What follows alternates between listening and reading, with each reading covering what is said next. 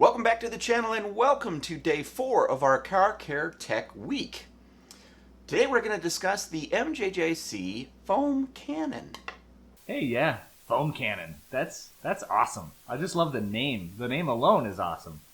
You know, and I wasn't 100% sure I knew exactly what a foam cannon was when we started talking about doing this episode, but I can't think about anything else right now. So what exactly is a foam? I mean, it sounds really cool. Kind of like water cannon. I mean, really, it's a squirt gun. But you throw in the word cannon, and suddenly you have instant respect. Yeah, foam cannon. Yeah, that's probably a good tip for our viewers out there. You could be washing your car and screwing everything up, doing everything wrong, but then you just follow it up with a, well, yeah, I use the foam cannon on it. Boom. Conversation over. All your buddies, your wife, everyone's just going to be nodding. Yeah, good job. Good job. That checks out. Foam cannon. I hear you clucking, big chicken. So what do you say we jump right into showing what this impressive car cleaning weapon can really do? Yeah, let's do it. So the principle here is we're going to take pressurized water from a pressure washer, and we're going to push it into this plastic bottle, this chemical bottle, through a small orifice. And that bottle contains a soap solution that's not really just soap per se, or that's not regular soap, we'll call it. But when it comes out, it's going to create a really thick, soapy solution. It's not, I wouldn't even call it soap. It's more like shaving cream, isn't it, Bruce? Precisely. So there's a ton of different soaps out there, even ones that are designed specifically for a pre-wash if you're looking to achieve a complete touchless wash solution. Yeah, that's interesting. Things have definitely gotten more complicated than, back in the day when we were just filling up a bucket with a garden hose and throwing some soap in it. Heck, it could have even been dish soap for what I remember. But yeah, nowadays it's amazing that these soaps are totally engineered for specific, there's a pre-wash soap and a regular wash soap, and they're even engineered to be able to create this type of foam in a foam cannon. Yeah, it's a little crazy for sure. And if we were using, say, like Dawn dish soap, yikes. Great for ducks that have gotten an oil, but really not what we want on our car finishes. Now, at some point, I'm pretty sure we probably switched, or at least I did, to like the Armor All car wash, throwing that into the bucket and at least having something that was, designed for the car. Yeah, sure. So back to today and doing things the right way. From our discussion before we started this show and also the video that we shot, or that you shot. I think our viewers haven't maybe seen it yet, but you will. So the idea with the pre-wash is that you lay this heavy foam, soap foam, if you will, onto the vehicle, and you have to let it dwell, right? You let it dwell there for a while, and it's going to give it some time to kind of soak up some of the contaminants and the dirt and allow it to enter into the foam into like a suspension-like state before you rinse it off, right? That's the whole point, is to give it the time to do that. Isn't that right? Yeah, that's the idea. So that first spray is my pre-wash with the foam cannon, letting that dwell and then spray that off. So I don't use a mitt if you want to use a mitt or a microfiber sponge. This is not the stage to do that. So this one, we're just literally getting as much off the paint as we can. Then the second phase is to spray using the cannon again. I happen to use the same soap again. There's others that'll switch from a pre-wash in their spray cannon to a regular wash foam. Let's face it, at the end of the day, we're still just weekend warriors trying to elevate our car wash game, and we're trying to help others do the same thing. If you are going to use a microfiber sponge or wash mitt, this is the stage you do that. Again, what you're going to want to do is follow the directions that we have in the car washing steps. So frequent rinses of that to get the contaminants off. Yeah, and now I think there's also an important step during the wash phase when you're actually using this microfiber sponge or a wash mitt that I'll try to explain a little bit. You're using this mitt and you need to frequently dip it into the wash bucket to kind of clean it off. And in this video, or maybe it's just a picture Bruce will throw up on the screen, one of the interesting things about this setup is that there should be a grit guard, right? So explain that a little bit. It's sort of like a series of holes on the bottom of the bucket, and there's more to the bucket below this layer of holes, I guess. I don't know how else to describe it. That's why we have the picture. But the idea here is it kind of does two things. One is it's a rough surface that you insert the sponge or the mitt, and you can kind of rub against it, and that'll help dislodge, whatever crud is on the mitt or the sponge. And at the same time, whatever grit or crud gets into the bucket is going to sink below that grit guard, so that when you rinse off, you can put your mitt back into the rinse bucket, and it's not going to touch that stuff again. So kind of a dual purpose. Yes, the grit guard does help keep the mitt or sponge separated from the contaminants. Oh, yes. You gotta keep them separated. Indeed. So let's go ahead and go over the use of the foam cannon and give some tips. Perfect. Yeah, so from my understanding, you want to use about 2 to 4 ounces of this foam cannon approved car wash solution. And this solution is a concentrate, right? So these 2 to 4 ounces are going to have to be mixed with like 24 to 32 ounces of fresh water. That's correct. So, and before we go too far, it's important to just check and make sure the instructions for your particular soap that you end up picking. The reason that we have a range 2 to 4 ounces is different soaps are going to have a different recommendation on how much concentrate you use and how much you dilute that. As well, you can have some variables in terms of, say how thick you want your foam to be. And so if you could use more soap, that's going to create a thicker foam. But at the end of the day, if you do that, you're going to go through your concentrate at a faster rate. Yeah, and speaking of thicker foam, so how do you dial that in? Getting thicker foam, or possibly maybe it's too thick and you want to dial it back. The MJJC Foam Cannon comes with the 1.25 millimeter orifice installed. But it also ships with another one, a 1.1 millimeter. So why does that matter? Well, the 1.25 millimeter is out of the box, and it's kind of designed for a big boy pressure washer to be attached to it, right? In our case, the Greenworks is what we're doing. But if you have one that's maybe not as strong, that has a different PSI and gallon per minute rating, we have a whole different episode on that. But if yours isn't good for that, then maybe you want to swap out that 1.25 millimeter for the 1.1. And that will help your foam perhaps get a bit thicker. So there is some options there.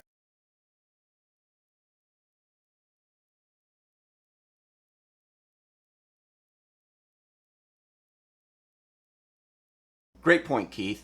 So there are some problems if you have one of the big boy pressure washers and you connect that up and you swap out the 1.25 to the 1.1 millimeter orifice. That can create some problems and possibly even damage your pressure washer. So that's why they ship the 1.25 installed, because that's kind of the safe way of doing it. And then if you want to, you can swap that out for the 1.1 based on the results that you're getting on your particular pressure washer with the MJJC. Okay, so enough about these orifici, whatever that is.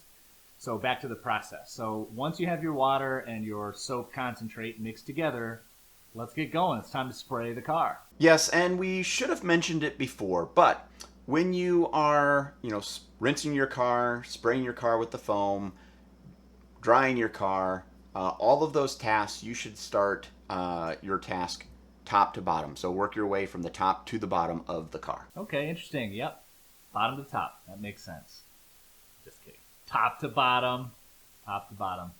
So why is that so important? Well, if you're on the washing your car phase, for example, you wouldn't want to get the bottom of the car clean and then work your way up and have that dirt that you're taking from an upper part of the car now fall back down to the areas you've already cleaned. Yeah, that's interesting.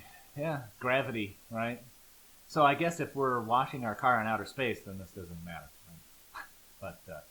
But also drying, right? So rinsing needs to go top to bottom, but I think drying also needs to go top to bottom, right? It makes sense.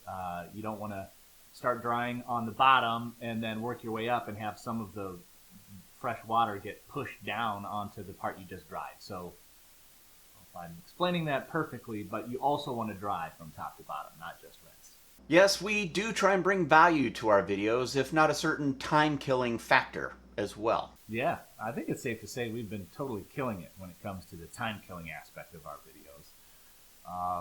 But back to the value. So the nozzle on this MJJC is pretty interesting. It's got a mechanism that you can articulate to control the way that the foam is sprayed out. So it kind of comes out as a stripe, if you will, and you can orient that vertically or horizontally depending on your whims, needs, and desires for that particular day.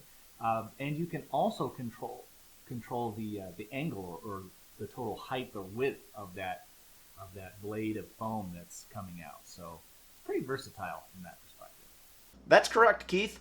So I personally find the fan adjustment, or basically the height of the foam stream, if you will, to be more useful than adjusting the orientation from vertical to horizontal.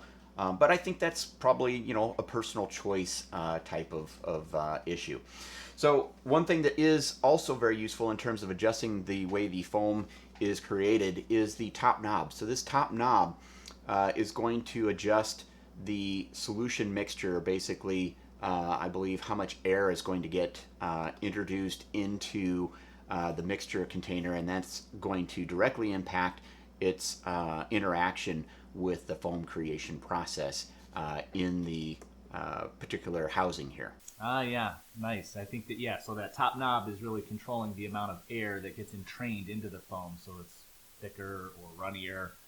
And we were talking pre-show about your dissatisfaction with some of the ways that knob worked, right? So it doesn't have any clicks to it or no detents.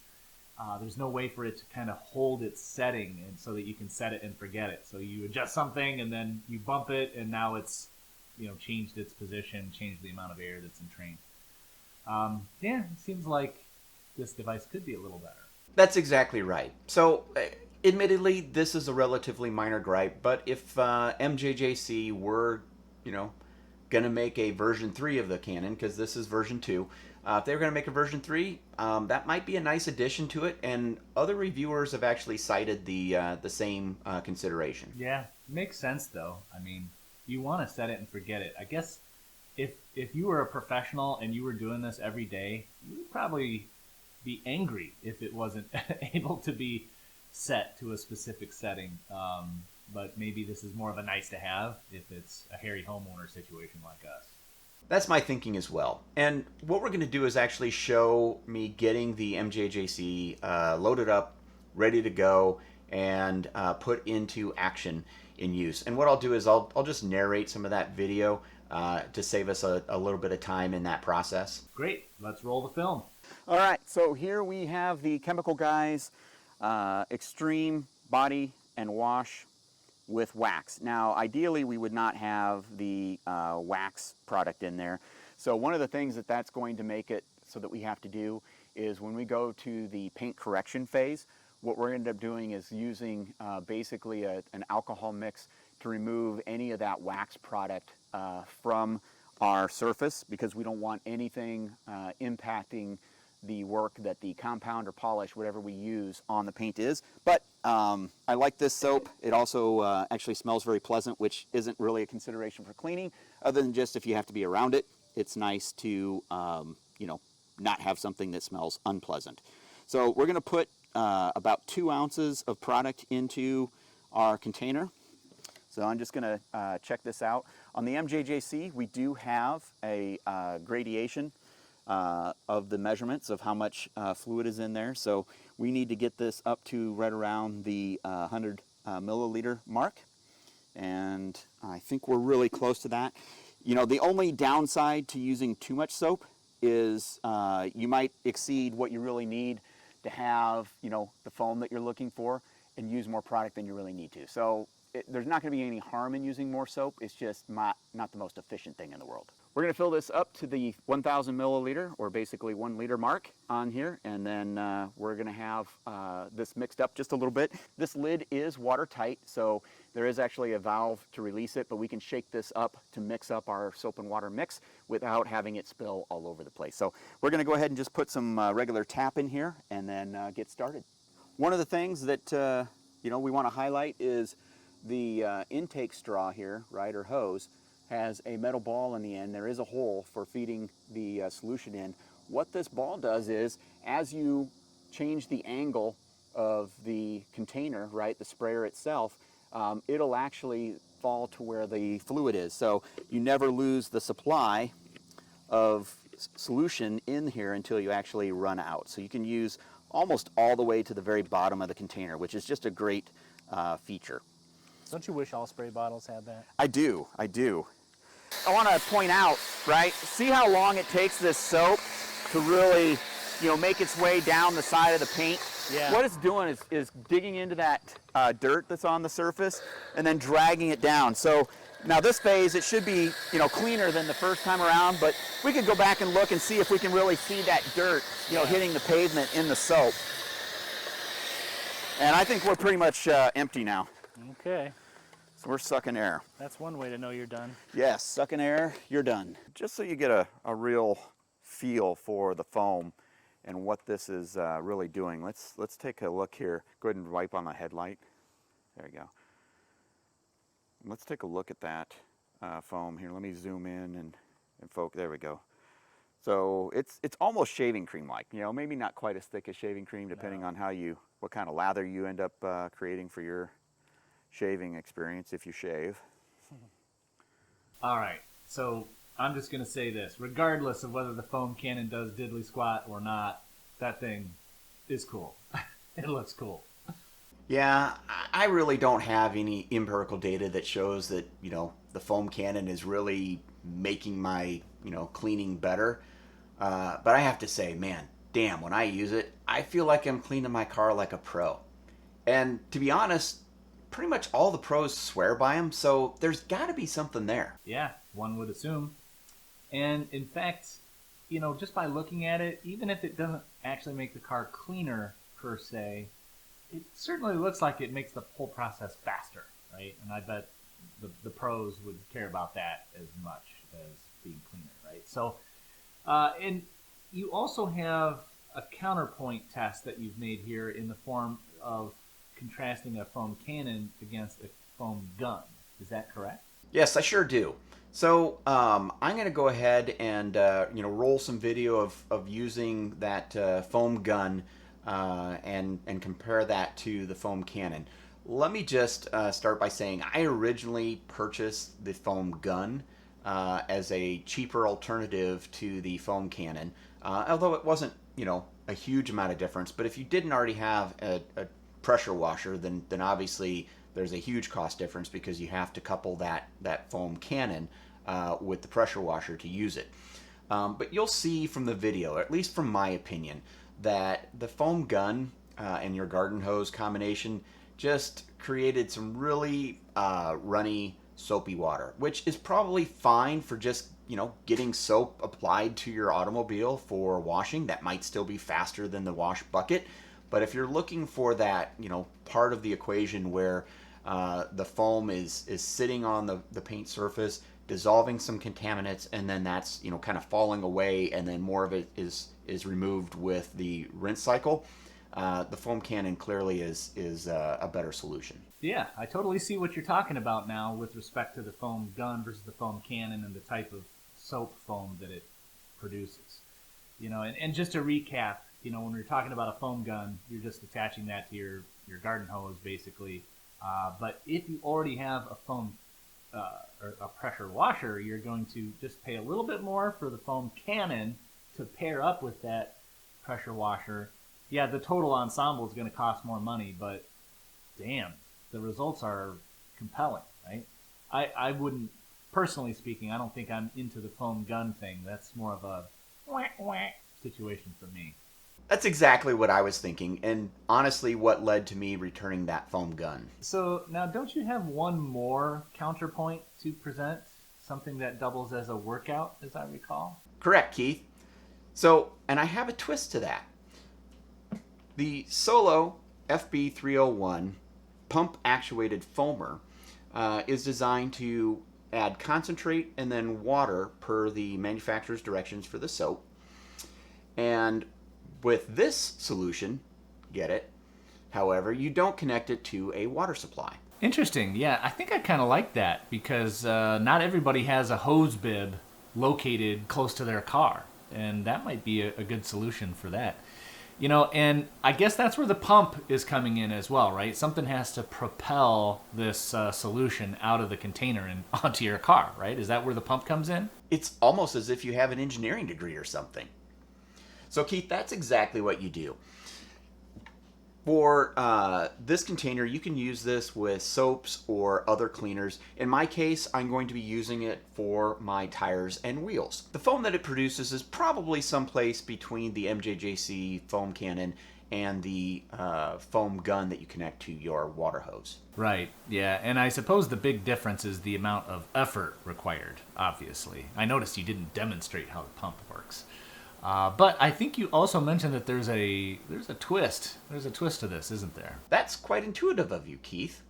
So I purchased the FB301 from a company that adds a Schrader Air Valve to it. Schrader valve. Nice. Schrader. I feel like I should know that name. Rockridge, splendid. Yes, sir. My mind is aglow with whirling, transient nodes of thought, careening through a cosmic vapor of invention. I'll lend a hand here, Keith. So the Schrader Air Valve is the valve that we typically add air to, say, our bike or car tires. So it's a very common one. So what this allows you to do is use, an air compressor or even, a foot or hand pump. Although, if you're having to foot or hand pump it in, I don't know that isn't just as much work as using the integrated pump. But that is what you can do in order to save yourself some work. And then there's also an air relief valve so that you don't over add pressure to that tank and ultimately, either damage it or create a safety hazard. Yeah, that makes sense. I guess this is a viable option or not for some people, depending on whether or not they have a air compressor handy.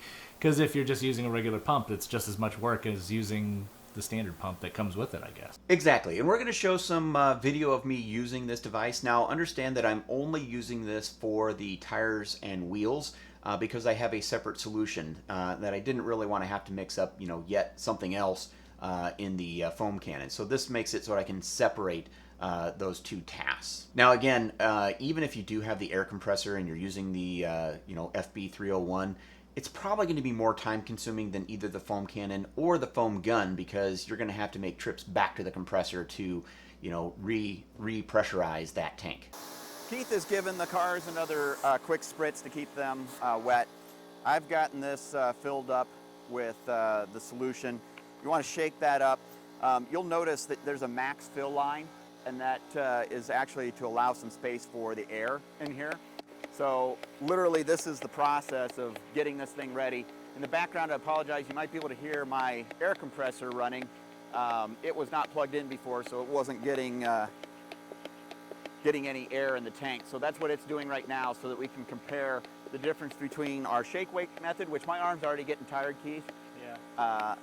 Not a lot of fun. So I'm gonna go ahead though and spray this on. There is some settings in terms of like what type of pattern, in terms of like how wet, how dry the solution you're spraying on is. There's also a trigger lock on here, so lots of moving parts. And then I don't know if this nozzle really adjusts much. I suspect it doesn't, but let's give this a whirl.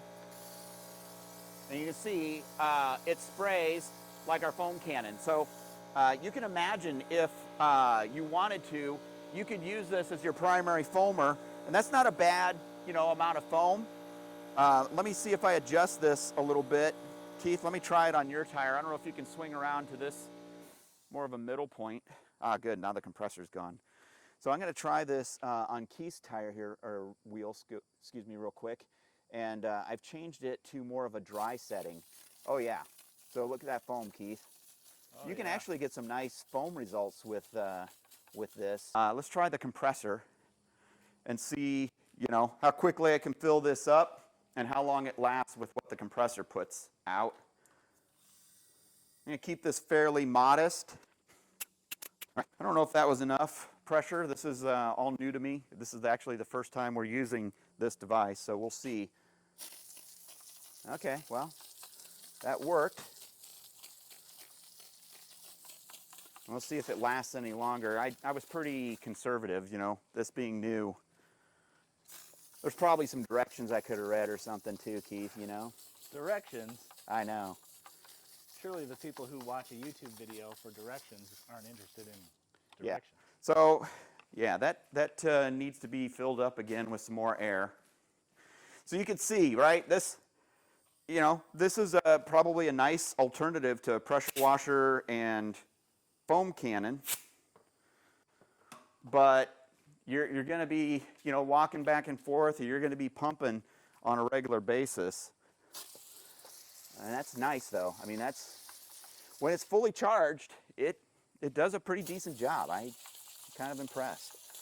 So we're going to let this dwell on those wheels. Yeah, and as some foreshadowing, I think in part 7 of our Car Care Tech Week, we're going to have a kind of a summary of these products and some extra tips and tricks related to them.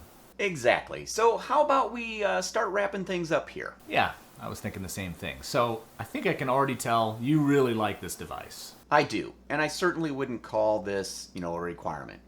But if you're looking to take your car care, you know, game up to another level, I think a foam cannon, and specifically the MJJC, should be on a short list for you. So I selected the MJJC because of one, other reviews on the internet were very complimentary. It was among a list of really highly regarded items in this category, but it was one of the least expensive in that category. So I figured, you know what, let's go ahead and roll the dice, get this unit. And really, other than just the one thing I mentioned about the air valve being, you know, graduated or having some clicking to it, so I could, you know, set a particular setting and then forget it. Pretty much everything worked really, really well about this. Yeah, right. The air valve thing, kind of a minor gripe. And pre-show, we were talking about some of the things that you really liked about it, which was the plastic container for it had a pretty wide base to it, which was nice, right? You can set it down and walk away, and it doesn't tip over, which I think is probably not the case with a lot of foam cannons. So that's good. What else? Yeah, some other things that I really like is the fact that it does ship with the two orifices, the 1.25 that's pre-installed, and then the 1.1 if you need to make that change or want to make that change to adjust your foam capability based on your pressure washer. As well, it's got really solid construction. So the plastic container, all of the materials on the actual spray nozzle portions of it itself, all built very sturdy. The bottle also is graduated with different measurement marks, so adding your fluids in there is super, super easy. You don't have to have a separate measuring cup if you don't want to. And then speaking of adding chemicals to it, it has a nice wide neck to the opening where you attach the actual spray mechanism itself. Many of the foam cannons you'll find out there have a super narrow neck, right? So think like spray bottle size neck. That makes it very difficult to load chemicals in, right? So now you're going to need a funnel to use some of the other devices. This one eliminates that by having that nice wide opening for you, so you don't have to deal with that. All right, so can you think of any reason not to give it the Dad's Talk Tech seal of approval? Well, I cannot. Yeah, I saw that coming. There was no way this was going to go any other direction than that. And you know that I know that you know that I know. So up next in our next episode in the Car Care Tech Week is going to be the interior cleaning, including odor removal. So that episode's going to have 2 huge tasks in one, along with our other cleaning tips. Yeah, looking forward to that episode. My gosh, your wife's car, her van, has 160,000 miles on it, so I can only imagine what it's going to be like to clean out that carpet and all the little latch recesses that are in there. Oh my gosh. And so speaking of doing 2 tasks at once, while you're still here, while you're listening to us, why don't you go ahead and hit that like button as well? Yeah, Keith, I won't give you nightmares describing what the latch points where those seats connect at, what those look like after all those family vacations and the food that's been spilled in there, but let's just say it's not pretty. On top of that, we're going to deal with some odor issues with my 2015 Taurus. So unbeknownst to us, it turns out that car was a smoker's car, and so I'm dealing with some smoke odor coupled with a nice gasoline follow-up because some gasoline spilled into the car one of the trips to the gas station for the lawnmower. So Keith's already asked you to like the episode. If you haven't subscribed, go ahead and do that. And for good measure, so you don't miss the next episode of the Car Care Tech Week, make sure that you mash down on that bell. Yeah, I think the bell is underrated. Really. Mash the bell. So, you'll see us next time on the next episode of Dad's Talk Tech.